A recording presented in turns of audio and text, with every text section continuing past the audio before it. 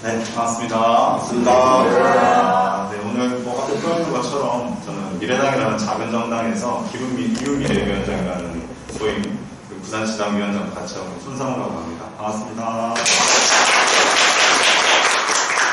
네, 오늘 법회 이렇게 보통 진행을 하시나요? 네, 제가 환경 쪽에 그렇게 오래 활동을 했다거나 그런 건 아니고 정당 활동을 하다 보니까 가덕도 신공항에 대해서 다수 부산 시민이 찬성하시는지 모르겠습니다만 저는 조금 이런 식으로 추진되는 건 아니다는 생각을 갖고 있다 보니 좀 그렇게 반대되는 활동을 좀 해왔습니다. 근데 세상에 절대가 어디 있겠습니까? 절대 찬성도 아니고 절대 반대도 아니고 찬성하거나 반대를 하거나 할 때는 조금 잘 알고 선택을 하는 게 합리적이지 않겠습니까? 좀 그런 생각에서 지금 조금 너무 무리하게 추진되고 있는 거에 대해서 문제의식을 좀 많이 갖고 있습니다. 그래서 시작하기 전에 잠깐 여론조사를 좀 해봐도 되겠습니까? 네. 예. 가덕도 신공항 있었으면 좋겠다. 솔직하게 말씀하고 없었으면 좋겠다. 또 있으시네요. 네. 그럼 잘 모르겠다. 솔직하게. 네. 손 아예 안 치면 같은 게 있어요. 예. 마스크는 좀 못하도록. 네. 아무래도 우리가 이거를 찬성을 하든 반대를 하든 다 논리가 있지 않습니까? 그리고 잘 모르겠다도 사실은 모르겠다라고 선택할 수 있는 또 근거가 있는 거고, 워낙 복잡하게 그럴 수도 있고, 그럴수록 우리가 이거에 대해서 사실은 조금 더 알려는 노력을 해야 되는데, 알다 보면 또, 이건 할 만하네, 이렇게 할 수도 있고, 이건 안 되겠네 싶을 수도 있고, 이건 좀 더 지켜봐야 되겠다, 이렇게 선택할 수도 있고, 저는 그런 다양한 선택을 할 수 있다고 봅니다. 또 찬성의 이유도 다양할 것이고, 반대의 이유도 다양할 것이고. 근데 제가 제목을 이래서 가덕이 안 됩니다, 아주 단호하게 달아놓은 거는, 워낙 찬성하는 쪽에서 단호하게 이야기를 하시니까, 이렇게 반대되는 입장도 있을 수 있다 이런 얘기를 좀 해보려고 이렇게 제목을 달아봤습니다. 이래도 가덕이 안 됩니까? 이거 광고 여기저기 많이 붙여놨는데 지하철에도 붙어있고 버스 안에도 붙어있고 버스 정류장에도 붙어 있었고 요즘에는 조금 덜 보이는 것 같긴 한데 그 내용을 보시면 이렇게 여러 가지 이유를 두고 있습니다. 여기는 이제 김해공항을 확장하는 것과 가덕도 신공항을 이렇게 추진해야 된다라고 하는 이유로 이렇게 비교를 해놓고 있는 건데 보시면 장애물 위험이 김해공항은 충돌 위험이 높고 가덕도 신공항은 안전하고 운항시간도 김해는 야간 운항이 불가능하고 가덕은 24시간 운항이 가능하고 소음 영향도 여기는 23,000가구나 피해를 보는데 가덕도 신공항은 피해가 없고 그리고 활주로도 3,000m밖에 안 되는데 가덕도 신공항은 3,500m가 돼요. 이용객도 김해공항은 2,900만 명이 이용하는데 가덕도 신공항이 생기면 5,400만 명이 이용할 것이다. 화물도 6만 톤. 10배가 넘죠. 64만 톤 화물을 이제 취급할 수 있을 거다. 확장성도 김해공항은 확장이 불가능하고 가덕도 신공항은 바다에 지니까 확장이 가능하다. 그리고 환경 파괴가 김해공항의 경우는 최대한으로 일어나고 가덕도 신공항 훼손이 최소하다. 그리고 사업비는 6.99조 그리고 7.5조 가덕도 신공항이 조금밖에 더 안 된다. 이렇게 얘기를 하고 있는 겁니다. 이런 이유로 들자면 가덕 할만하지 않습니까? 이런 이유라면. 근데 저는 팩트는 사실 누가 정확한 팩트를 알겠습니까? 교수들마다 생각이 다 다릅니다. 항공대 교수를 모셔놔도 가덕도 신공항 된다는 사람도 있고 이건 안 된다는 사람도 있고 다 의견이 달라요. 근데 요것만 보면 이거 안 할 이유가 있겠습니까? 이렇게 좋은데 당연히 해야 되겠죠. 이렇게 보면. 근데 저는 이렇게 봤을 때 이분들이 이야기하고 있는 주장도 중요하지만 의도도 좀 중요할 것 같습니다. 이분들은 어떻게든 추진하려고 하는 사람들 아닙니까? 그러면 좋은 걸 최대한 자기들에게 유리한 걸 얘기를 할 것이고 또 그와는 다른 이야기를 하는 사람들도 있다. 그거에 대해서 좀 오늘 한번 들어보신다 해서 생각하시면 좋을 것 같습니다. 여기 나와 있는 항목별로 제가 조금씩 간단하게 설명을 드리겠습니다. 네, 장애물 충돌력이 높다, 낮다. 여기 사실은 가덕도 신공항 처음 얘기 나왔던 게 도태산 추락사고 때문에 충돌사고죠. 중국 민항기가 2002년에 이제 충돌하면서 이야기가 처음 나왔죠. 이제 옮겨야 된다. 그리고 또 공항이 포화되기도 했고 그래서 이런 것들 때문에 이제 시작이 됐던 거고 부산시는 이제 김해공항은 언제 사고 나도 이상하지 않은 위험한 공항이라고 계속해서 이렇게 알려왔습니다. 홈페이지에 딱 올라와요. 근데 그렇게 위험한 공항인데 지금 가덕도로 활주로 한 개만 올려서 이제 국제선만 옮기자라고 하고 있어요. 그럼 국내선하고 군공항은 그대로 이제 김해에 유지하는 건데 그렇게 위험하면 국내선하고 군공항은 계속 위험해도 됩니까? 이런 얘기를 할 수도 있는 거예요. 네, 그리고 그렇게 해서 안정성이 가덕도 공항은 안전하다고 하는데 또 가덕도 주민분들 보시면 제가 오늘 책 한번 갖고 왔는데 그 태풍이 아주 심한 곳입니다. 모르시는 분도 계시겠지만 이게 태풍 위험하고 하루에 바람이 몇 번씩 바뀌고 그래가지고 어떻게 보면 해양이다. 완전 바다지 않습니까? 바닷바람 얼마나 셉니까? 그런 면에서 또 다른 위험 요소도 있습니다. 뭐 세상에 100% 안전한 공항이라는 건 있을 수 없으니까요. 그래서 뭐 안전성에 대해서 뭐 아무래도 바다에 있으니까 안전하지 않겠네 하는데 뭐 다른 주장을 하는 사람도 있습니다. 그쪽에 또 여기 진해공항도 있고 또 김해공항을 유지한다라고 하면 같이 들어간 활주로가 겹칠 수 있거든요. 그 공역이. 며칠 전에도 또 좀 다른 케이스긴 하지만 또 비행기 충돌 사고로 또 안타깝게도 4분 돌아가시기도 하지 않았습니까? 그런 사고 위험이 있다. 지금하고 또 다른 위험이 또 있을 수 있다. 이런 것도 한번 봐주시면 좋겠습니다. 무조건 안전한 100% 안전한 건 어떻습니까? 네. 안전성에 대해서 말씀드렸고 야간 운항 24시간 가능하다. 이렇게 김해는 지금 소음 때문에 안 되고 뭐 여러 가지 이유 때문에 24시간 운항이 안 되고 있는데 24시간 운항이 돼야 제대로 된 국제공항 기능을 하지 이렇게 얘기하는 분들 계세요. 근데 이제 24시간 실제로 가능한데도 운항을 안 하는 공항들이 많습니다. 전 세계적으로. 왜냐하면 그 밤에 비행기 떨어지면 그 대중교통도 안 다니는데 관광객들이 별로 선호하지 않죠. 그리고 뭐 그 시간대에 그 뭐 인력들을 다 동원해가지고 그 전기불 켜고 이런 것도 비용도 많이 들지 않습니까? 그래서 24시간이 가능한데도 안 하는 공항들이 많습니다. 뭐 영국의 히드로 공항이나 나리다 공항도 그렇고 이렇게 심야에 24시간 가능한데 안 하는 곳들이 있습니다. 24시간 운항한다는 게 무조건 좋다 이렇게 볼 수도 없고 가능하다고 해서 무조건 하는 게 좋다고 볼 수 없습니다. 비용 따져봤을 때 안 하는 게 낫다고 생각해서 안 하는 곳들도 이렇게 많이 있고 그리고 또 실제로 아까 말씀드린 것처럼 지금은 비용 문제 때문에 활주로를 하나만 옮기겠다는 거거든요. 그럼 활주로 하나짜리는 이미 정비 안 합니까? 하루 종일 뭐 비행기 오르내리고 하는데 정비하고 이런 거 그 시간에는 운항 못 하는 거잖아요. 활주로 하나짜리 24시간에 애초에 불가능합니다. 정비 시간 나고 이런 것도 빼고 또 그 정비를 한 번 하면 오래 하거든요. 또 김해공항 같은 경우에는 현재도 활주로가 좀 보이는데 할 때 보면은 며칠씩도 하고 그런 건 365일도 안 되는 거. 한 개짜리 얘기하면서 24시간 얘기하는 건 무슨 그런 것도 좀 있고 또 24시간이 마냥 좋은 것만 아니다. 이렇게 볼 수도 있고요. 근데 뭐 24시간이 일단 선택지가 넓어지면 그런 차원에서 보면 좋다고 할 수 있겠죠. 그리고 활주로 3,000m밖에 안 되고 3,500m밖에 안 된다는데 이거는 좀 사실이 아닌 것도 있습니다. 김해공항 기존 활주로가 3,200m짜리 하나고 2,743m짜리가 있습니다. 그래서 이거 3,200m짜리면 근데 왜 3,000m로 하는지 모르겠는데 아까 그 광고에서는 좀 깎은 것 같아요. 반 내림을 했는지 3,000m라고 하는데 3,200m 가능하고 그리고 실제로도 전문가들이 얘기하기에 3,500m 활주로가 꼭 필요하다고 얘기하는 사람도 있고 또 제일 큰 비행기인 A380, 에어버스 380이죠. 요 3,050m에서 활주로 이착이 가능하다라고 얘기하는 전문가도 있습니다. 3,050m에서 가능하다 그러면 김해공항도 충분히 가능한 건데 이거를 안전하게 그리고 또 앞으로 또 우리 뭐 기후위기 관련해서도 강의도 듣고 하셨죠. 그러면 이게 계속 뭐 이게 지구 온도가 올라가니까 그럼 비행기가 뜨고 내리는데 더 긴 활주로가 필요하게 될 것이다. 뭐 이런 얘기하면서 이제 활주로 길이를 더 여유 있게 해야 된다 이런 얘기 하시는 분도 계시고요. 근데 이게 이제 세계에서 제일 큰 비행기인데 이게 생산 중단했습니다. 왜냐하면 요즘 뭐 HCC 해가지고 저렴한 항공사들 많이 생기잖아요. 그건 많이 이용도 하시고 그런 데들이 이런 큰 비행기 운영할 그게 좀 여력이 안 되다 보니까 중소형 위주로 좀 시장이 좀 변화되고 있습니다. 그러다 보니까 이렇게 큰 초대형 비행기 이런 건 이제 생산 중단하고 더 이상 이제 좀 수요가 좀 시장에서 없는 상황이기도 하고 그래서 그런 것도 좀 활주로 길이에 감안을 하셔야 될 겁니다. 네. 소음 피해도 뭐 이거는 역사를 좀 봐야 되는데 좀 역사를 보죠. 이거는 연간 2,900만 명과 5,300만 명 이용객 수가 이렇게 차이가 많이 난다라고 얘기를 한 거예요. 이게 김해 신공항 예전에 이제 추진할 때 예비 탄환선도서 했을 때 여객이 1,940만 명이 이용할 거라고 했습니다. 그리고 김해 신공항 기본 계획은 6,600만 좀 늘었죠. 근데 가덕도 신공항 계획은 4,500만이라고 잡습니다. 이게 이렇게 많이 늘어날 수 있는 이 여지가 어디서 나올까? 그리고 어떻게 하면 이용객이 이렇게 많이 늘어날 수 있을까요? 여기도 다 근거를 가지고 계산했을 건데 여기는 어떤 근거를 가지고 했길래 2배나 넘는 사람들이 이용할 거라고. 공항이 크니까. 인천공항 안 가고 길이 가득 들어온다는 말이죠. 인천공항 안 가고 이렇게 들어와서. 그래 인천공항가 많은지 알아요. 그거만은 없지. 그렇죠. 어쨌든 다른 데서 빼와야 된다는 거예요. 기본적으로. 뭐 획기적으로 뭐 관광객이 막 늘어나고 뭐 이럴 수도 있겠죠. 뭐 갑자기 우리가 뭐 로마처럼 되고 뭐 파리처럼 되고 이럴 수도 있는 거예요. 근데 그런 가능성이 현실적으로 얼마나 있겠나. 뭐 그리고 보통 보면 가덕도 아니고 김해공항 이용객 수가 2019년에 벌써 이제 꺾였습니다. 근데 코로나 시작 전입니다.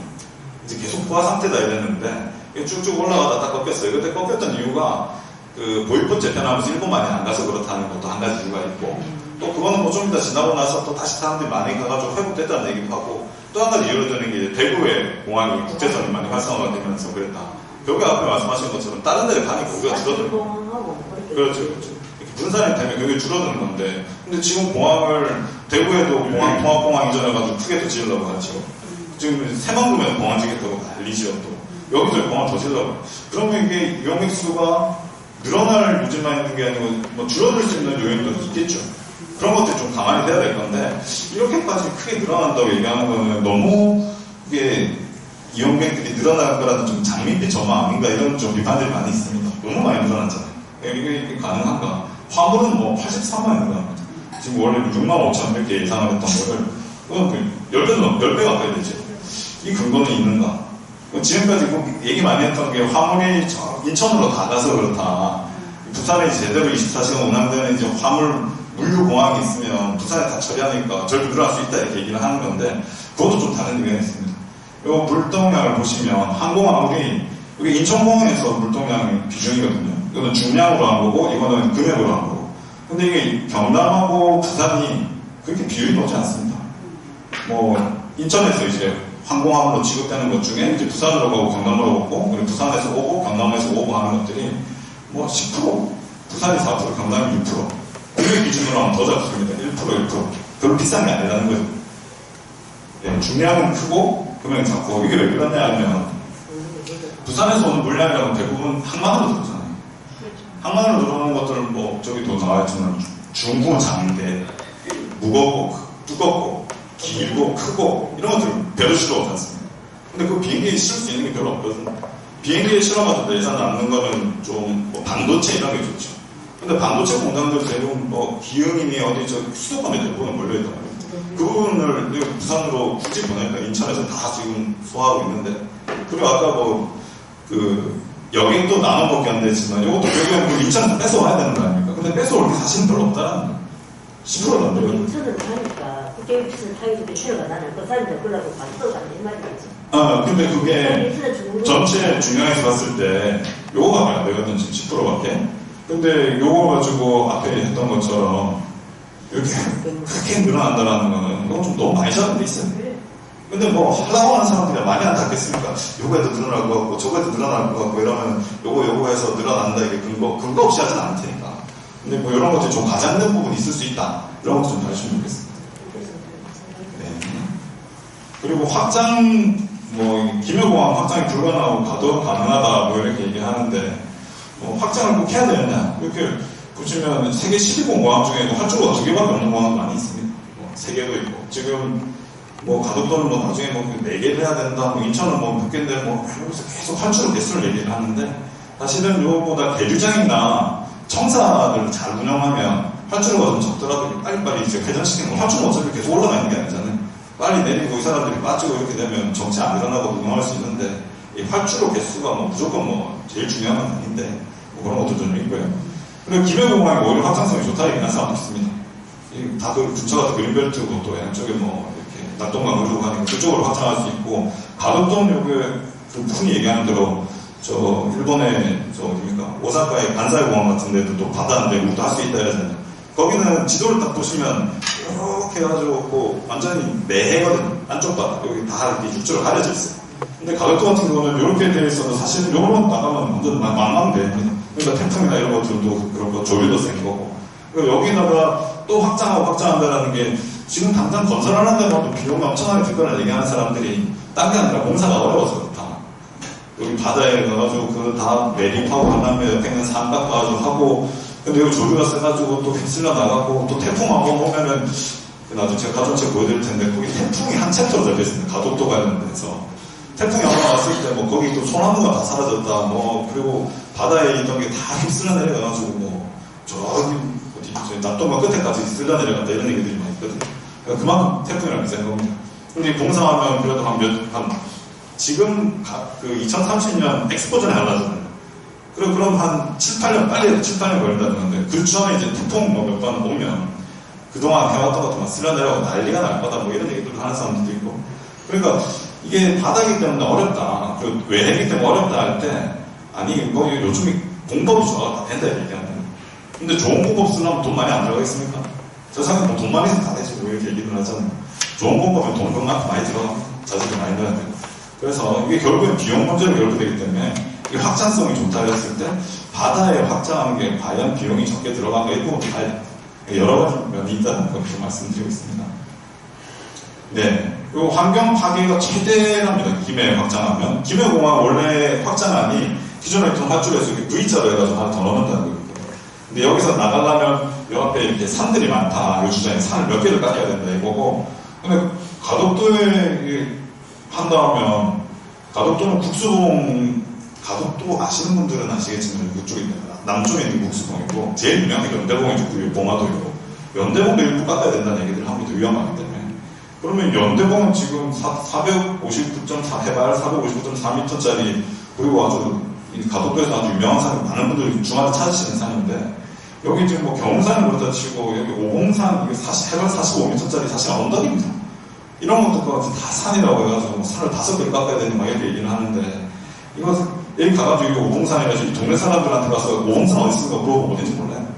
평상시 산이라고 안 부르는 그냥 언덕인데 그거를 여기다 넣어서 오봉산을 이름 자기들이 붙인 거예요. 이 근처, 이 오봉산을 부를 수 있는 근거는 여기 근처에 오봉주유소가 하나 있답니다. 그거 보고 오봉산이라고 하는 거예요. 그리고 이 45m짜리 제거하는 거는 이거 환경 파괴가 최대해야 되는 거고 이 264.5m 국수봉은 완전 다 깎아가지고 이거 가지고 바다 메우겠다는 건데 이건 환경 파괴가 최소입니까? 이건 진짜 말도 안 되는 거예요. 눈가리 산 개수가 중요한 게 아니고 어떤 산이냐도 봐야 되겠죠. 근데 이 사람들이 산이라 얘기하는 것 중에 이런 그냥 언덕 가지고 산이라 얘기하는 것도 있어요. 이런 거는 조금 주장을 한다 해도 조금 빼고 해야지 너무 쉽게 뻐르게 하니까 이런 것도 좀 같이 봐주셔야 됩니다. 그리고 또 김해공항 확장했을 때 평강천 유로가 바뀌어야 되기 때문에 아까 제가 V자로 한다고 지금 새로 넣는다는 겁니다. 그럼 이렇게 흐르던 평강천을 이게 유로를 이렇게 바꿔야 된다. 그래서 환경 파괴가 크다 이렇게 얘기하는데 이미 이 평강천은 환경활성이 너무 많이 돼가지고 2007년에 문화재 보호구역에서 해제를 하려고 했습니다. 그리고 평강천 뭐 대조 토마토 뭐 이런 건데 뭐 갖다 쓰고 뭐 이런다는 사람도 있는데 이 물이 이미 완전히 뭐 똥물이 돼가지고 아무도 못 쓴다는 얘기하는 사람도 있어요. 근데 이런 거 할 때는 이 귀한 평강천을 물로 바꿔가지고 이렇게 얘기하면서 또 언덕을 가지고 산이라 얘기하는 것처럼 그전에는 뭐 다 이미 훼손시켜가지고 문화재 보유구역에서 해제시켜야 될 정도로 훼손시켜 놓은 거를 더 훼손시키면 안 된다는 반대 문구를 가져오고 이러니까 우리가 사실을 좀 제대로 들어봐야 되고 피곤한 거죠. 이쪽에 주장하는 것들이 또 들여다보면 또 아닌 게 있고 이러니까 좀 더 들여다보겠습니다. 사업비 부산시에서는 활출 환경 언론이기 때문에 7.5조 원이면 된다 해가지고 그때 아마 뉴스에서 많이 나왔었는데 국토부에서 어차피 이거는 제대로 뭐 동남권 강원공항으로 기능하려면 국제선, 국내선, 동공항까지 다 옮겨야 된다. 그렇게 했을 때는 28조 6천억이다 이렇게 잡았어. 그래서 그때 난리가 났죠. 28조를 부산에서 벌벌 막 길길이 뛰고 야 7.5조 되는데 이 국토부에서 장난치네 이렇게. 근데 뭐 국토부라고 근거 없이 이런 거 내겠습니까? 우리나라가 뭐 그래도 이제 세계 경제 10위권 대국인데 이런 거 숫자 하나 내는데도 근거 없이 하진 않을 거 아니에요. 물론 7.5조에도 근거도 있겠죠. 근데 이제 28조 6천억은 최대로 했고 활주로 한 개만 넘겨도 12조라고 했습니다. 이런 부분도 좀 차이가 나죠. 7.5조, 12조. 이게 왜 그러냐 하면 7.5조 할 때 뭐 계류장, 청사, 증설, 주차장, 무대시설 조성, 교통망 이 가덕도에 또 공항 찍고 이제 물류공항 찍긴 할 거면 그 트레일러를 얼마나 줄어들어야 될까요? 그러면 다리도 떠나야 되고 여기 없는 도로도 만들어야 되고 그런 비용 다 뺀 거예요. 그러니까 7.5조가 나오지. 근데 이제 이게 추정하기로 이제 국토부에서 한 거는 그런 것까지 제대로 기능하려면 도로망이나 이런 것들 같은 그거까지 다 비용이 추가돼야 되는 거 아닌데 그렇게 했을 때는 12조 그럼 아마 최소로 잡는 겁니다. 이렇게 하고 국토부가 이런 식으로 7.5조 부산의 주장, 부산 연구원에서 주로 많이 하시죠. 이런 주장을 그냥 그대로 국토부에서 승인해 준다 그러면 국토부 지금도 유기다 이런 얘기들이 국토부 대표에서 나왔습니다. 그렇기 때문에 이렇게 우려를 많이 얘기를 한 거고, 네, 이렇게, 이런 게 제일 크죠, 사실은. 돈 작게 들 거다, 이렇게 얘기할 때, 요거 빼고, 요거 빼고, 요거 빼고, 이렇게 계산하고, 많이 들 거다고 하는 쪽에서는 이거 넣고, 저거 넣고, 이거 넣고 하고, 진실은 그 중간에 어디쯤 있겠죠. 어쨌든, 이렇게 다른 주장들도 있습니다. 네, 제가 뭐, 이 가덕도 신공항 관련해서 지금 부산시장 보궐선거에 출마했었거든요. 그때 저는 가도투중 막 이렇게 하면 안 된다. 왜냐하면 제가 여러 가지 뭐 이유가 있겠지만 여기는 특히나 환경법대니까 기후 관련해서 조금 말씀을 드리면 비행기에서 이산화탄소 발생을 시키는 게 모든 운송수단 중에 가장 많습니다. 압도적으로 많습니다. 여러분들 그 이제 탄소 배출 줄이고 지구 온난화 막으려면 뭐 해야 된답니까 보통? 우리 개인적으로 실천할 때 뭐 하면 좀 이 탄소 배출이 많이 줄어든다 이런 얘기를 많이 하는데 개인적으로 실천할 수 있는 것 중에 일회용품 안 쓰고 당연히 중요한 부분이고 뭐 대중교통 여러 개 쓰고 그리고 뭐 고기 안 먹기 이런 거 얘기하시는 분들 많이 계시죠. 네. 뭐 그래서 그런 것들 1년 동안 제가 영국에 조사를 한 건데 어떤 사람이 1년 동안 고기 안 먹어서 배출 줄이는 탄소 양보다 저 유럽이나 미국 한 번 안 갔다 오는 게 더 낫습니다. 1년 동안 자갈 많다는 것보다 저 유럽, 미국 한 번 안 갔다 오시는 게 더 탄소 배출 저감하는데 기여하는 겁니다. 그만큼 비행기라는 건 사실 세상 공짜가 없으니까. 그래서 공짜가 없다는 게 불교도 아니겠습니까? 인간 뭐 인형 값에 따라서 그 먼 거리를 그렇게 빨리 가는데 탄소 배출이 얼마나 많이 되겠어요. 근데 물론 이제 자동차나 이런 건 전 세계적으로 워낙 대수가 많고 이러니까 전체 비중에서 봤을 때는 적은데 한 개인이 지구 온난화에 이렇게 보통 이게 기여라고 하는데 그 기여라고 하면 꼭 좋은 것 같으니까 그 미치는 영향을 생각했을 때는 비행기 한 번 안 타는 게 장거리 비행기 한 번 안 타는 게 훨씬 더 기여하는 겁니다. 그런 것들을 봤을 때 이 비행기 지금 유럽에서는 그런 거 많이 하는 거 혹시 아십니까? 비행기 안 타기 운동 이런 거 합니다. 저 스웨덴이 특히 좀 유명하잖아요. 툰베리 뭐 이런 스웨덴 소녀도 있고 뭐 비행기 안 타기 비행기 타기에 부끄러움 플라이팅 영어로 번역하면 비행기 타는 게 부끄러운 일이라고. 그래서 뭐 스웨덴에서는 뭐 공항을 원래 열리라고 했던 공항을 이제 짓지 않기로 영국 케이스인데 영국의 히드로 공항도 활주로한 게 더 올라가다가 이거는 저희 유럽이 같이 이제 협의했던 탄소 배출 저감 약속에 위배되는 거다. 이거 안 된다. 법원에서 불허 판정을 내린 거예요. 그런 케이스도 좀 더 나오고 있습니다. 그러니까 비행기라는 것이 전체 비중에서 봤을 때는 거기서 나오는 탄소 비중이 그렇게 많지 않아요, 사실. 근데 한 사람의 노력을 봤을 때는 이게 정말 기후 악단들이 안 타고 다닌다 이렇게 볼 수 있는 거고. 그리고 비행기도 바뀌어야죠. 나중에는 뭐 전기 비행기도 나올 수 있을 것이고 뭐 태양광 비행기 나올 수 있을 것이고 지금 기술적으로는 가능한데 비용 때문에 안 되는 건데 나중에 그렇게 바뀌어야 안 되겠습니까? 결국엔 탄소 배출 제로를 향해서 우리가 가야 되니까. 그런 걸 봤을 때도 지금 이 활주로 넣고 이런 것들이 나중에는 필요 없을 거라 얘기하는 사람도 많아요. 요즘 현대에서 하는 것들은 수직 이착륙 해가지고 택시처럼 이용하는 이런 거 비행기 같은 것도 얘기가 나오고 하는데 이 긴 활주로를 놔가지고 비행기를 타야 되는 시대가 언제까지 될까 이런 얘기를 하기도 합니다. 그래서 이게 뭐 그런 면에서도 그렇고 또 한 가지 제가 이 가덕도의 신공항을 이렇게는 안 된다고 생각했던 중에 하나가 뭐 뒤에도 제가 나오지만 가덕도 주민분들이 가덕도에 대해서 좀 먼저 말씀 좀 드리겠습니다. 가덕도가 어떤 곳인지 잘 아십니까? 혹시 가보신 분? 그래도 한 번도 안 가보신 분? 손 안 드신 분은 가본 적도 없고 안 가본 적도 없는 분들 계시네. 앞에까지만 가셨나? 가덕도가 사실 부산 시민들 중에 모르는 사람 많거든요. 특히 뭐 젊은 사람들 중에 가덕도에 공항을 했을 때 이게 가덕도가 어디부터 하면서 어제도 거가대교 이러면 그 거가의 가가 가덕도인지 모르는 사람도 있을 거고 가덕도가 부산인가 이런 거 긴가민가하기도 하고 그리고 뭐 고리 원자력 발전소 이러면 이 고리가 어디 붙었는지 사실 모르잖아요. 아리까리한데 그래도 여기는 공항도 짓고 뭐 한다 하면 여기가 어떤 곳인지 좀 알아야 되겠습니다. 그래서 여기 좀 가덕도에 대해서 좀 알아보면 가덕도는 역사가 굉장히 오래된 겁니다. 이게 선사시대니까 사실 역사가 아니죠. 역사 전이죠. 그 이전에 이제 그 신항공사 중에서 고인돌이 출토가 됐는데 이게 우리나라에 흔히 발견되는 게 아니라 중부 유럽에서 나오는 BLK 이렇게 구분하는 기준 중에 BLK입니다. 불장이 뭐냐면 여기 보시는 것처럼 이렇게 쪼그리 옮겨놓은 이렇게 우리나라는 거의 우리나라에 다 펴가지고 평가하는 조건이지. 근데 저희 이래가지고 뭐 이렇게 꼭 뭡니까 도자기에 담아놓은 것처럼 그게 이제 공간적인 뭐 효용 때문에 그렇다고 하고 그들은 그렇게 묻었던 이유가 또 있겠죠. 근데 이게 우리나라에서는 잘 발견이 안 되는 건데 이게 처음으로 가덕도에서 나왔어요. 그 유럽형 이런 그리고 여기서 DNA 분석해보니까 유럽 H형 목격 유전자가 확인이 돼서 보고학계에서 난리가 났습니다. 이런 게 왜 여기서 나오는 게 너무 신기하잖아요. 그리고 가덕도 곳곳에서 신석 유적지도 많이 있고 또 고인돌은 또 부산에 유일하게 있는 곳이 가덕도입니다.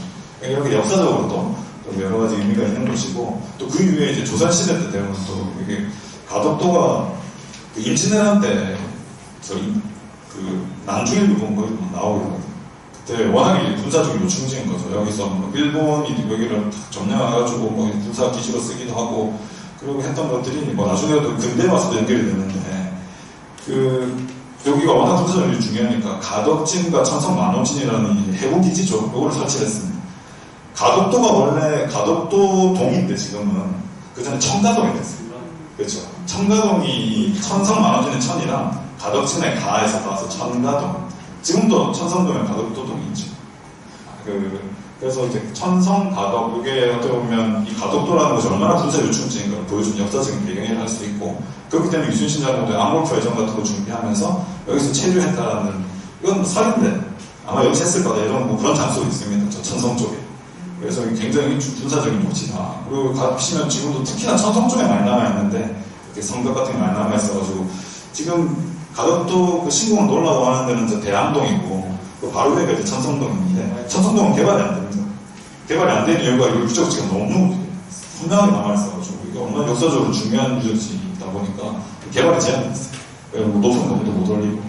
그래서 뭐 천성 주민들은 아쉬워하는 분도 계시고 한데, 개발이 안 하시는 분들은 뭐 그런 배경도 있고. 여기 연대봉 아까 제가 말씀드렸는데, 여기 밑에가 이제 국수봉이고, 여기 연대봉, 이게 봉화를 피워가지고 이제 한양으로 올려보내는 거지. 연대봉이라는 이름 자체가 뭐 벌써 이거 피워 올렸다는 연기를. 그리고 지금도 보면 이게 좀 복구를 해놨고, 여기는 군사적인 아주 요지다. 특히나 일본을 마주봤을 때 태평양을 마주보는 최전선이다 이렇게 보실 수 있습니다. 그러다 보니까 이게 러일 전쟁 때 일본이 여기다가 최초의 해군기지를 만들었습니다. 이거는 그 대암동에 속해는 있지만 그 더 아래쪽에 있는 갑자기 이름이 생각나요. 외암포 가보신 적 있으세요? 가덕도에서 거의 마을 중에 제일 남쪽이고 그 밑에도 있긴 한데 거기 거의 지금 해군하고 지금도 해군하고 저 해병대 김유지라 가지고 그쪽은 개발이 안 되고 그 외암포 쪽에 일본은 1904년에 이때는 사실은 저 경술국지라서 한일합방이라고 하면 안 됩니다. 요즘에는 경술국지 전이니까 이때는 이제 일본이 완전히 우리나라를 잡아먹기도 전인데 이때 벌써 사령부를 설치했습니다. 그리고 요게 지금 포진지라고 해가지고 포대를 놨던데 근데 이게 러시아 발틱 함대에 들어오면 공격하려고 여기 포를 놨던데 이게 4군데가 있습니다. 그리고 그 이후에 여기서 일본 해군 요새로 쓰면서 여기 있던 이제 조선인들을 다 몰아내고 지금 거기 외항포에 가면 아직도 일본식 집들이 남아있습니다. 그리고 거기 주민들이 그거를 이제 고쳐가면서 그걸 살고 계세요. 사진이 이거 보면 여기 이제 외항포인데 이런 것들이 완전히 일본식 집, 여기 맛배로 되어 있는 일본식 집이 있잖아요. 그거를 이렇게 쭉 길게 있는 게 이런 게 다 막상입니다, 막상. 그러니까 예전에 일본군이 쓰던 것들을 지붕만 개량해가지고 계속 쓰고 계시는 거예요. 그래서 그때 만든 우물 같은 것도 있고. 그런데 이게 왜 아직도 이런 게 남아있냐 하면 아까 말씀드린 군유지라 가지고 개발을 못합니다. 이 사람들은 사실은 그냥 무역으로 살고 있는 거예요. 근데 예전부터 살았으니까 그냥 해방되고 나서 그냥 다시 이제 일본군 가고 나니까 들어와서 원래 40원도 들어오고 뭐 이렇게 해가지고 다시 그 집에 그냥 자기들 고쳐가면서 아직까지 살고 계시는 거죠. 그러다 보니까 여기가 다 군유지고 이 뒤에 보시면 이제 뭐 국수봉 끝자락일 텐데 군유지다 보니까 개발이 안 되잖아요. 그러니까 여기가 해양도 그렇고 생태 자연 등이 굉장히 높습니다. 이건 뒤에 제가 좀 더 설명을 드릴 텐데. 그리고 이게 문화적으로 봤을 때도 요 국수봉 쪽에 보면 국수봉 쪽에 말길이라고 해가지고 옛날에 일본군이 유로 해가지고 말에다가 이렇게 실어가지고 뭐 장비 옮기고 했던 그런 길이 그대로 남아있어요. 그리고 이것들이 워낙에 희귀한 뭐 그런 연구 가치가 있다 보니까 부산 2호로 국가산림문화사전이 지정됐습니다. 이런 것들로 이제 보존 가치가 있다 얘기하는 거예요. 근데 이게 공항이 그럼 이런 거 다 부숴야 됩니다. 이게 이 없애야 될 국수봉 안에 있는 거거든요. 그 산 안에. 산을 타고 올라가는 길이라 가지고. 이런 것도 가지고 다 없애야 되고. 그리고 아까 앞에 제가 말씀을 좀 드려나가았는데, 러일 전쟁 때 그렇게 이미 일본군이 진주를 했고, 태평양 전쟁 때, 이제 또 상대가 미국으로 바뀌었죠. 일본이 이제 진주만 공격해가지고 일본군하고 이제 붙었지 않습니까? 미드웨이 해전 이런 데서 완전히 이제 박살 나가지고, 이제 미군이 이제 조선으로 들어올까봐, 그거 혹시 상륙하면 막으려고 여기다가 이렇게 땅굴을 많이 파놨습니다. 이게 여기저기 있어요, 가덕도에는. 그리고 뭐 가보신 분도 있을지 모르겠지만, 여기 뭐 포를 넣었다 뺐다 할 수 있도록 이렇게 막 이게 조성되어 있고, 그만큼 여기는 뭐 아까 말씀드렸죠. 이순신, 그 다음에 이후에 일본군, 요새, 그다음 태평양 등대 막기 위한 저런 땅굴, 이런, 여기가 진짜 해군학에 있어서 굉장히 중요한 군사 요지라는 겁니다. 그렇기 때문에 지금도 우리 대한민국 해군과 그 해병대가 지금 그 군연지로 계속 하면서 여기 군부대도 있고, 그러다 보니까 개발이 안 되다 보니까 이 지금 자연이 굉장히 잘 보존이 돼 있죠. 사실 뭐 자연이 보존한다는 게 그렇게 있으니까 사람이 안 들어가면 보존되는 거지, 지들이 알아서 이렇게. 그러니까 여기 보시면 초록색으로 진하게 되어 있는 데가 이제 생태 자연도 1등급 지역입니다. 내가 아까 말씀드린 외항포가 이쪽이거든요. 아, 여기 대항이구나. 아, 외항포고 여기 대항이고. 여기 지금 활주로를 이렇게 놓는다는 계획인데 이것도 어떻게 될지 모르겠는데 이것도 계획이라 가지고 이거보다 뭐 이렇게 놓는 게 싸게 친다 이러면 뭐 이렇게 놓을 거고 또 바다를 매립하는 게 힘드니까 이거 이렇게 놓자라서 연대봉을 다 깎아야 된다는 얘기를 하는 사람도 있고 여러 가지 안이 있습니다. 하자는 사람, 원래는 이 옆에다 인공섬 만들어가지고 이렇게 하려 했거든요. 근데 그렇게 하려니까 돈이 너무 많이 들어가지고 경쟁력이 떨어지는 거예요. 그때 뭐 밀양하고 뭐 붙었지 않습니까? 그때도 비용이 많이 든다 했던 게 그때 안은 뭐 여기다 만든다는 거예요. 인공섬을 하나 만들어가지고. 그래가지고 그거 가지고는 비용, 이제 가성비가 떨어지니까 요런 안을 좀 갖고 나온 거예요. 요걸 다 깎아가지고 여기다 놓으면 더 싸게 치니까 여기다 하겠다. 근데 여기다 이렇게 놓다 보니까 또 다른 문제가 생깁니다. 여기는 지금 육지잖아요. 섬이잖아요. 이쪽은 이제 바다를 매립했어야 되고 양쪽 이렇게 되면 부등치마가 일어날 거라는 얘기가 많이 합니다. 여기는 딱딱한 땅이고 여기는 바다를 메고 간다니까 이게 활주로가 중간에서 이렇게 쪼개져 있을 거 아니에요. 부등치마 이런 유명도 있고 또 그것 때문에 공사 비용이 더 많이 들어가는 얘기도 있고 네, 여기 뭐 생태 자연 오늘 뭐 환경 법회니까 이 부분에 대해서 조금 더 말씀드리자면 생태 자연도 1등급인 것도 그렇게 많지 않습니다. 저기 뭐 지리산 이런 데 들어가야 되는지 여기 뭐 면적은 넓지 않지만 여기 굉장히 많은 멸종위기종 동물들이 살고 있고 또 이런 뭐 새들도 많고 조류들도 이런 큰 뭐 맹금류들도 많이 발견이 되고 그런 서식하는 게 그리고 나무들도 사실 저는 뭐 환경 쪽에 뭐 오래 활동하는 이런 사람이 아니라가지고 이게 뭐 저 케이스 잘 모르는데 나무 잘 아시는 분들은 보시면 좀 아시나 여기 보시면 이런 뭐 정말 다른 데서는 보기 힘든 곳들이 많이 있고 대표적으로 그 지역을 따서 한 몇 쯤 되는데 어쯤 가보면 동백불락지 있습니다. 우리 뭐 부산시 그 지역 앞에 동백전 이렇게 하고 뭐 동백 요즘 많이 밀지 않습니까? 부산상이요. 근데 유일하게 남아있는 자연적으로 남아있는 그 불락지가 여기 가덕도에 있어요. 딴 데는 다 인공조성, 동백성도 마찬가지 다 훼손됐던 거 다시 뭐 심고 이러는 거고 여기는 그대로 남아있는 건데 옛날부터. 한번 가보셔야지 이제. 근데 동백 이제 좀 짓겠다고 좀 했어. 네, 워낙 저도 한번 가봤는데 근데 꽃이 없을 때 갔는데 거의 완전 이렇게 터널로 돼 있어 낯이. 그 안에 사실은 부서 보시역이라 가지고 몰래 이렇게 그냥 들어가고 이렇게 하는 건데 가려면 갈 수 있습니다. 길 제대로 안 돼 있고 그러다 보니까 또 환경이 부동이 잘 되는 거고 바다 얘기를 좀 해보면 여기 바다도 사진에서 보시는 것처럼 가덕도가 옛날에 대구가 그게 유명합니다. 가덕대구 이런 거가 쌓아주잖아요.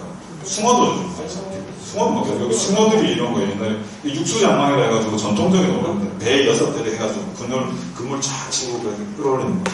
근데 요즘에 여기도 어르신들밖에 안 계셔가지고 다 기계로 해가지고 저이 산에 있는 나무에다 매가지고 버튼을 하나 툭 누르면 이게 그물 올리고 감시만 직접 하시죠. 이렇게 하다가 이제 고기 오나 이렇게 와가지고 그물 있는 대로 고기들이 싹 들어오면 이제 네, 그렇죠. 육수장망이고 아주 그리고 여기 이렇게 어장이 풍발 어장이다 보니까 수달은 막 보면 막 그냥 다요. 그리고 이 상갱이라고 이제 우리 재래종 이 돌고래죠.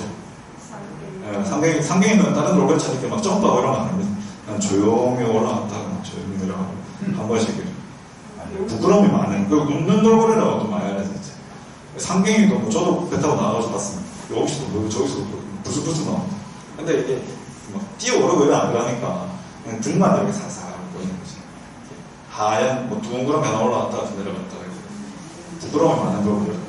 이 돌고래들이 좀 더 활기가 찼으면 가덕도 개발하자는 얘기가 좀 덜 나왔으려나. 애들이 부끄러움이 많아가지고. 근데 여기 주민분들도 마찬가지예요. 여기 가덕도가 사실은 원래 부산이 아니었지 않습니까? 옛날 경남이었잖아요.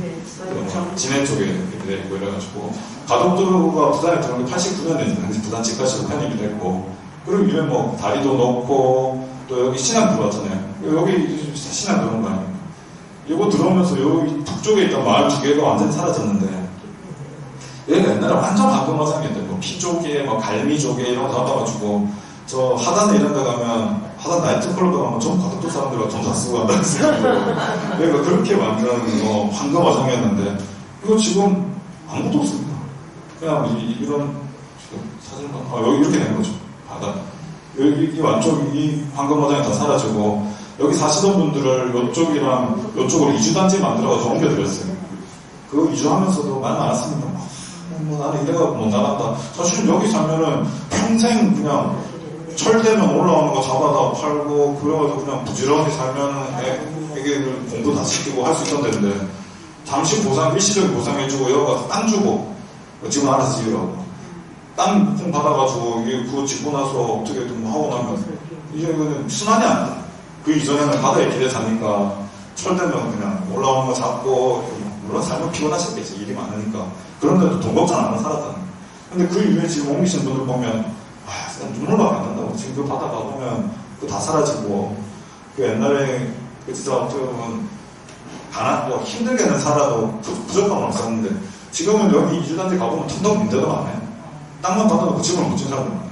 왜냐하면 이렇게 농업도 마찬가지지만 어업하시는 분들도 수협 이런데 뭐 빚도 많고 이래가지고 부산 받은 거 가지고 빚 갚고 나니까 좀 빈털털이 돼버리고 그리고 또 이게 이주단지 주고 나서 그게 보상되는 게 또 이렇게 절차가 복잡하다 보니까 나가고 나서 바로 들어갈 수 있는 게 아니에요. 그 사이에 시간도 더 걸리고 법적인 절차 받는 거고 그리고 집도 바로 올릴 수 없는 게 아니니까 그것도 또 비용 추가로 들어가고 이러다 보니까 외지 나와가지고 살다가 뭐 가족도 있을 때는 뭐 그냥 이웃들하고 이래가지고 좀 있는 거 가지고 살고 헤어도 있는 배 타고 나와가지고 이렇게 하고 하다가 나가면 할 수 있는 게 아무것도 없잖아요.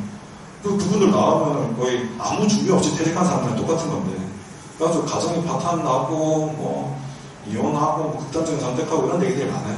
그래서 지금 가족들 공항 들어온 다음에 대학 쪽에도 아주 뭐 극렬하게 부상을 전제라는 얘기도 하시고 절대 못 나간다 하시는 분 계시고 나가려면 보상을 제대로 하라는 얘기 하시는 분 계시는 게 여기서 있었던 일을 너무 잘 알고 계세요.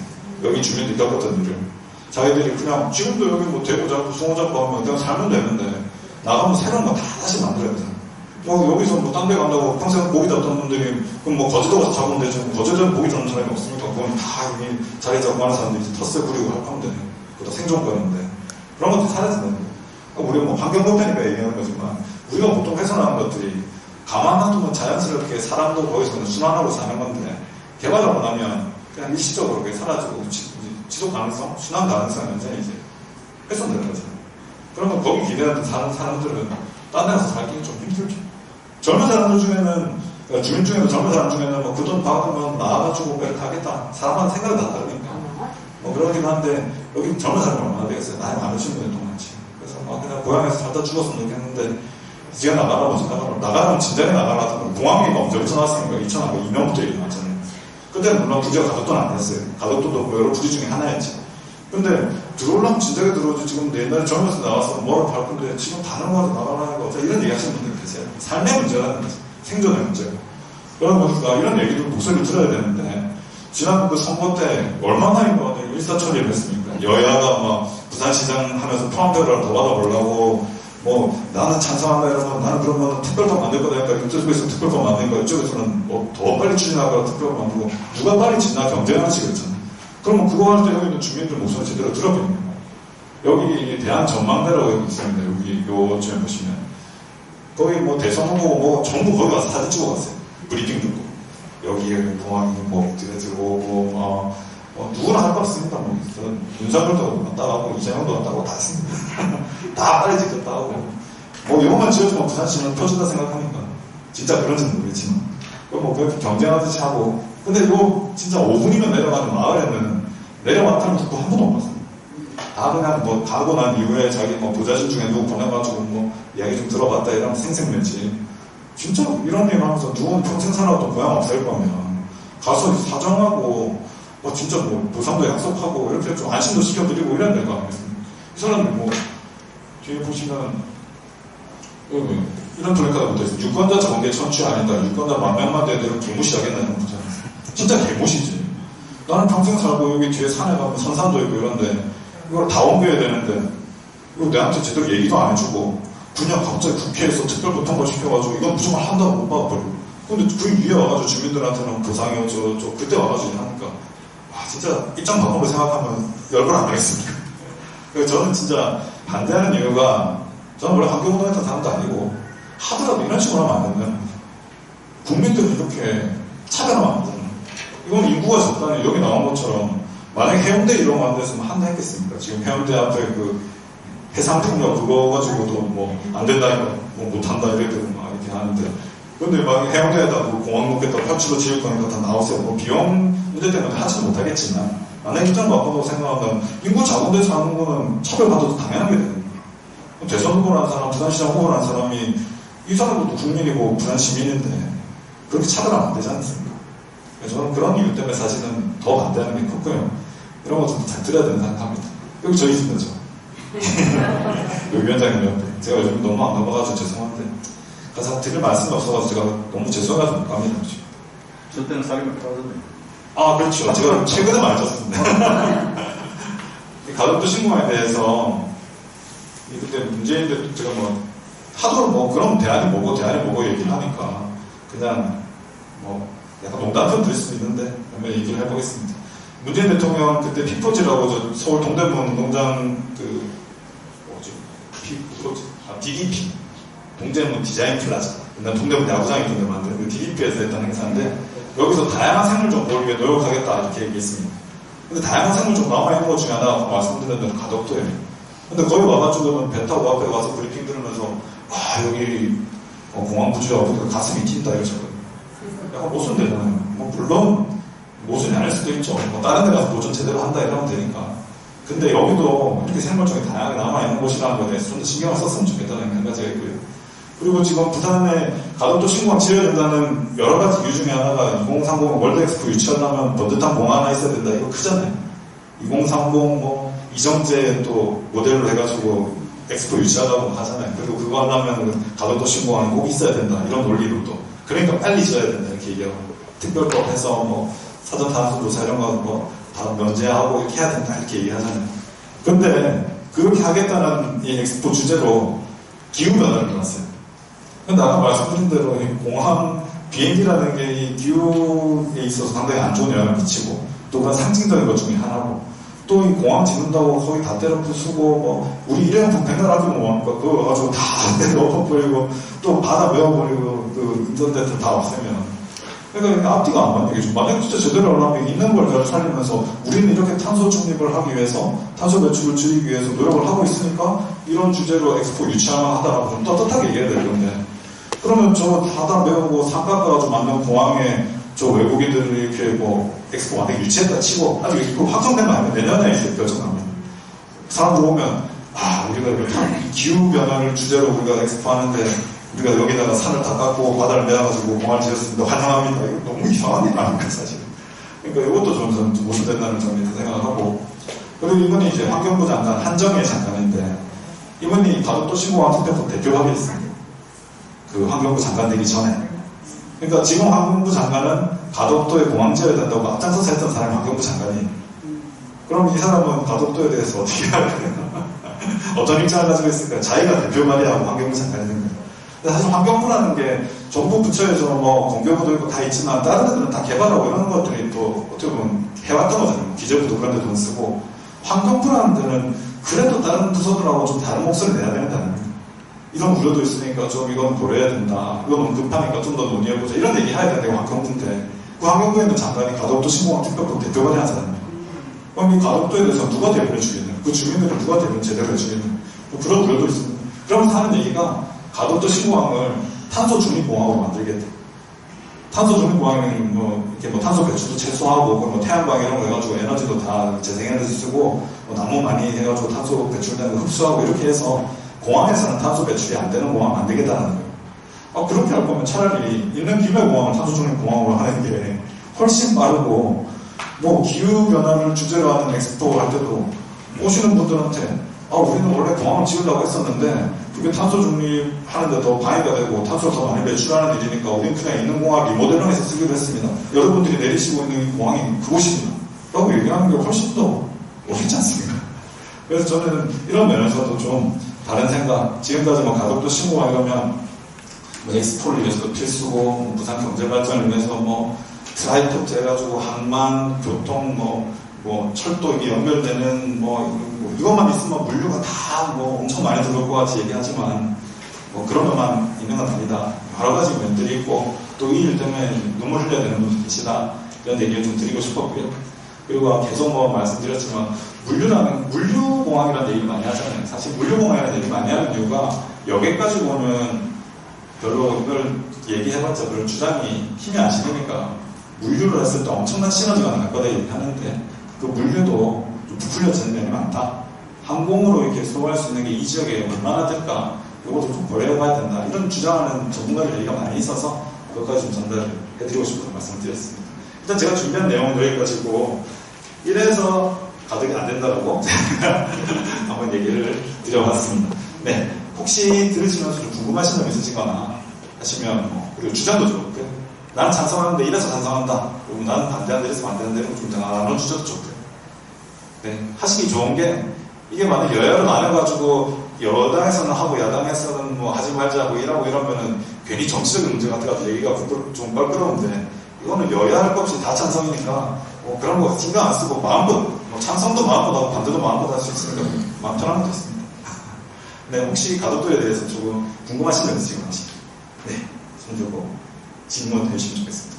뭐든 좋습니다. 네. 저는 어저께 서두에 찬성한다고 얘기했는데 말씀을 들어보니까 기존 있는데 인프라가 갖춰져 있는 데서 조금만 적은 비용으로 투자가 되는데 가덕도 신도시에 많은 비용이 투자가 된다니까 국세를 줄이는 차원에서 기존 있는 데서 확산해야 선생님이 좋다는 생각도 나는 다 다르겠죠. 아이고. 감사합니다. 네, 그러니까 이렇게 좀 듣다 보면 찬성하는 분들도 제가 아까 말씀드린 부산시장 보궐선거 나갔을 때도 가덕신공항 반대해가지고 드리면 찬성하시는 분도 화내시는 분들 많죠. 야, 꼭 있어야 된다. 근데 찬성하는 이유도 여러 가지예요. 저 전쟁 나면 인천공항이 마비될 거기 때문에 여기 제대로 된 공항이 있어야 군사기지로서 제대로 작동할 거다. 이런 얘기 하시는 분도 계시고 그런 얘기 들으면 저는 공부가 되죠. 이런 이유로 또 찬성하시는 분도 계시구나. 사람마다 생각이 다 다르니까. 그럼 내가 찬성했던 어떤 이유가 정말 사실인가? 그리고 내가 반대하고 있는 이유는 사실인가? 그런 것들에 대해서 좀 꼼꼼하게 따져볼 필요가 있을 것 같습니다. 그리고 제가 아까 책이 한번 있다고 했는데 올해 나온 책인데 가덕도 관련해서 유명한 책 7권이 나왔습니다. 가덕도의 생태, 그리고 거기 민속 이런 것들을 쫙 정리해가지고 7권 제가 도서관에 있으니까 관심 있으신 분 빌려보셔도 좋을 것 같습니다.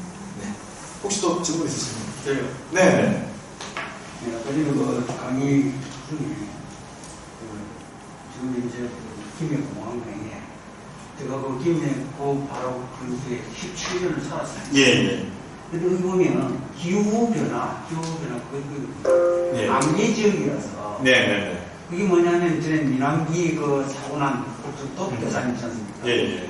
거기가 안개가 그것도 안개 때문에 그 사고 난 거거든요. 예. 그래서 그 민항기 떨어진 곳 그 산에 가봤습니다. 예. 그런데 그게 위치적으로 원래가 아주 소규모로 그때는 60년대, 70년대 이렇게 미리지향적인 그런 경우가 아니라 그 수영 비행장에서 그냥 옮겨가는 거죠. 아주 그 시흥 비행장에서 이쪽으로 옮기다 보니까 예. 넓은 지역에 예. 아주 미리는 여기서 정착돼도 되는 공항이 된다는 거죠. 네. 그렇게 지어진 것 같은데 예. 저 실제 살아보니까 소음이 비행기 일어나면 머리도 예. 합니다. 그런 소음이 사람이 살 곳이 없어요. 그리고 아까 전에 가덕도에 예. 비행장 1차 생활주로 예. 생긴다면 바다 내립이 된다고 말씀하셨는데 거기에 따른 비용도 지금 7.5조로 지금 예측을 하고 있다 하지만 예. 일시적인 그 어떤 비용 투입이 아니고 미리지향적으로 1차 할주로 하는데도 매립이 필요하니까 예. 매립하는 그 비용도 그 1차로 하고 나서 또 옆에 또 비용 책정해가지고 거기 이렇게 해서 계속적으로 이렇게 차근차근히 지어나간다. 그래서 아까 전에 저 강의 들을 때 생각이 옛날에 그 경부선 고속도로 생길 때 여야 첨예하게 대입됐었거든요. 근데 거기서 막 들어놓고 했다잖아요. 예. 그때 DJ다, YS다 들어놓고 가지고 완전히 경부선 고속도로 이 건설 안 된다. 반대를 했다고 예, 하는데 여기도 마찬가지로 가격도 그런 건 아닌가. 그래서 미래지향적인 예. 그런 사고를 가지고 네. 차근차근히 나가야 돼. 예. 일단 선거 때문에 되면 완전 그러니까요. 이슈화가 돼가지고 맞습니다. 표 얻기 위해서 그거 제일 쉬운 거거든요. 네. 그래서 이런 식으로 정치를 하면 안 된다는 걸 예. 주관을 받고 있습니다. 맞습니다. 저도 진짜 그거에 완전 동의하는 게 하더라도 좀 제대로 밟아서 하자. 맞습니다. 이게 돈이 한두 푼 들어가는 것도 아니고 말씀하신 것처럼 김해공항도 문제 있습니다. 문제 없는 공항 세상에 없습니다. 그리고 아까 말씀하신 거에 안개도 그렇고 소음도 그렇고 거기 사시는 분들한테는 진짜 고역이죠. 그럼 당연히 그분들한테는 뭐 보상이라든가 이런 게 제대로 돼야 되는데. 근데 그 부분도 그렇고 그 공항을 근데 처음에 거기 지었던 이유가 그쪽이 이렇게 뒤에 도태산이 막고 있으니까 공군 기지로서 좋대요. 네. 오히려 이렇게 엄폐가 되니까. 그래서 뭐 그런 이유로 지은 거니까 이제 들어올 때는 또 오히려 이게 또 장애물이 되고 그래서 사실은 또 착륙하고 이륙하고 하는데 꽤 어려운 공항으로는 알려져 있습니다. 그건 사실이고 또. 그럼 그런 것도 또 근데 세상에 진짜 완벽한 공항은 없는 거예요. 여기가 이런 문제가 있고 여기가 이런 문제가 있고 근데 아까 나왔던 것처럼 여기는 아무 문제가 없는 것처럼 하는 건 사실은 진짜 아니잖아요. 근데 그렇게 하는 이유가 아까 말씀하신 것처럼 빨리 밀어붙이려고 하다 보니까 이런 것들을 너무 일반적인 주장을 하는 이게 사실은 꼼꼼하게 따져봐야 되는 거니까 가격도 어떤 것인지 이게 비용이 얼마나 들어갈 건지 그리고 앞으로 이제 미래지향적이라는 얘기하시니까 좀 탄소 중립하는 거는 어차피 전 세계가 이제 합의해 가고 있는 게 아닙니까? 물론 이제 미국도 아주 지지부진하고 중국도 뭐 지멋대로 하고 막 사실 이게 전 세계가 뭐 마치 전 인류가 하나가 된 것처럼 합심해야 뭐 할 수 있는 일이다 보니까 아주 먼 인차가 걸리지만 그래도 어쨌든 우리가 탄소를 배출을 줄이자라는 약속을 하고 있잖아요. 그런 면에서도 또 우리가 미래지향적으로 봐야 될 부분이 있는 것 같습니다. 그리고 앞으로 항공수단이라는 게 사실은 이 활주로 해서 뜨고 내려고 하던 이런 비행기가 등장하지는 벌써 뭐 100년은 넘은 일이거든요. 이런 방식으로 꼭 비행기가 뜨고 내려야 될까? 이거에 대해서 이제 고민하는 분들도 있고 그렇게 됐을 때는 활주로라는 건 나중에 필요 없을 수도 있어요. 그러면 정말 뭐 활주로가 없는 공항이라면 얼마나 심플하게 지을 수 있겠습니까? 현대에서 지금 구상하는 거는 거의 그냥 자동차처럼 아무데나 그 헬리콥터 다 뜨고 내리듯이 막 그렇게 한다는 것도 있고 해서 앞으로 이게 어떻게 될지 모르겠어요. 그리고 요즘 뭐 하이퍼 튜브, 뭐 하이퍼 루프 이래가지고 그리고 진공 상태의 관으로 해가지고 뭐 서울 부산 뭐 20분 만에 쏜다 뭐 이런 얘기 나서 그럼 비행기 누가 타겠습니까? 그러니까 앞으로 이게 미래 뭐 그런 거가 고려가 돼야 되니까 어려운 것 같습니다. 네. 네, 강의 잘 들었습니다. 뭐 이 자리에서 뭐 정치적인 얘기를 하자는 건 전혀 아니고, 네. 근데 우리가 좀 더듬어 보면 과거에 그 밀양 그리고 가덕도 그리고 김해공항을 확장하는 거 이 세 가지를 가지고 예. 우리 그 전문가들뿐만 아니라 프랑스의 그 전문가들, 네. 그 평가 전문가들을 모셔다가 예. 최종적인 결론이 났지 않습니까? 네. 그래서 그때 당시에 그 아마 제가 기억하기로는 김해공항을 확장한다는 것이 아마 3등으로 최고 꼴찌로 났다고 제가 기억하고 있는데 그게 맞는지는 자세히 모르겠어요. 그런데 어느 시점에서 그것이 또 결국 이 정치적인 것에 이제 영향을 받았겠죠. 예. 그러면서 그것이 묻어지고 다시 김해공항으로 가는 것에 대해서 얘기가 된단 말이에요. 그러면 그 우리가 정말 아까 지금 말씀하시는 그 활주로 없어지는 이것은 너무 미래 얘기이기 때문에 그것은 지금 얘기할 수 없는 것이고 어쨌거나 지금 우리가 얘기하고 싶은 것은 김해공항이 안 된다라고 했다라면 지금 이제 차라리 다시 재론을 한다면 밀양하고 가덕도를 놓고 어떤 것이 정말 우리 그 정치 색깔을 확 빼고 우리 미래 그 후손들에게까지 그 도움이 될 것인가 라는 차원에서 그 1, 2등을 했던 데를 가지고 다시 보는 것이 맞지 3등을 다시 그 재구성한다는 것은 좀 아니지 않는가라는 생각을 하고 있습니다. 네. 그 아까 말씀하신 게 여기 보시면 저 ADPI라는 것은 없고 2016년 박근혜 대통령 대선이나 김해 신공하고 결정을 했었습니다. 그때 이제 근거가 됐던 게 말씀하셨던 프랑스 파리 공항공단 ADPI라고 부르는데 거기서 했을 때 가덕도가 꼴찌였습니다. 가덕도 꼴찌. 네. 김해공항 1등이었기 때문에 김해공항을 가져간 겁니다. 김해공항 확장안이 비용도 그렇고 여러 가지 면을 고려해봤을 때 제일 맞다고 생각해서 김해공항 확장안이 1등 그리고 밀양이 2등 가덕도 꼴등했습니다. 그럼 그대로 가야지. 왜? 그 다음에 이제 지난번에 여기 나와 있는 게 김해공항 신공항 검증위를 군부총리로 이관한다 이렇게 하는데 여기 앞에 이제 문재인 대통령이 가덕도를 하겠다라고 공약을 했었어요. 그 요걸 이제 추진해 나간 거죠. 김해신공항을 이제 왜냐면 여기 김해신공항으로 하기로 아까 그 프랑스 파리 공항공단에서 김해공항이 제일 낫다라고 해서 하기로 결정하고 뭐 대구, 부산, 경남 이렇게 다 합의했습니다. 일산까지 합의를 했는데 그거를 다시 검증하자라는 걸 국무총리 때였어요. 이낙연 총리 때. 이걸 하고 2020년 연말에 이건 김해신공항은 근본적으로 문제가 있다고 재검토해야 된다고 얘기를 했어요. 근데 그 내용을 들여다보면 각 분야별 전문가들이 있을 거 아닙니까? 잘 아시는 분들이 들어갈 거 같은데 환경평가도 하고 교통영향평가도 하고 여러 가지 평가, 비용론도 따질 것이고 안전도 따질 것이고 그 각 파트를 봤을 때는 조금씩 문제가 있다. 하지만 큰 문제는 안 된다 이거예요. 각 챕터의 결론은. 근데 최종 결론은 근본적인 검토가 필요하다 이렇게 된 거예요. 근데 근본적인 검토가 필요하다고 하면 뭘 해야 되겠습니까?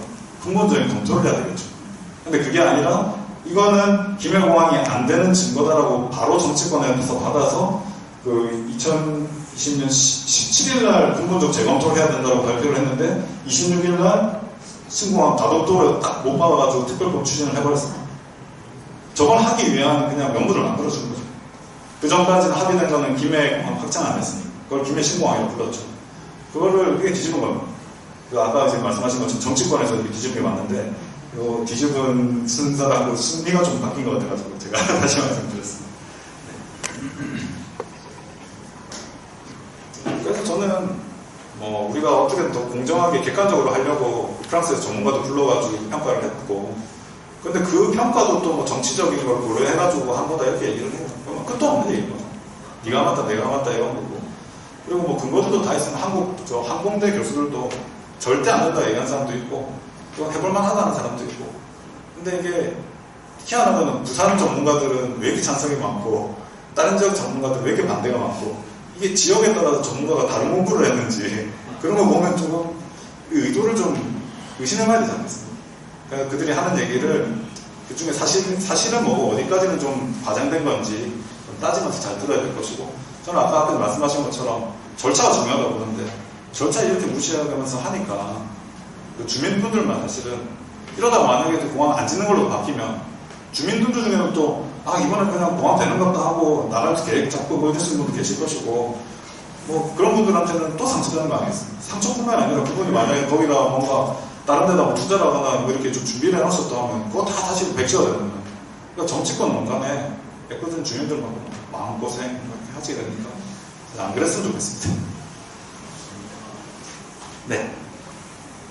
혹시 질문이 더 있으시면 마지막 한 분만 더 질문을 받아봐야 될 것 같은데 네, 없으시면 그대로 하셔도 되겠습니다. 네. 감사합니다.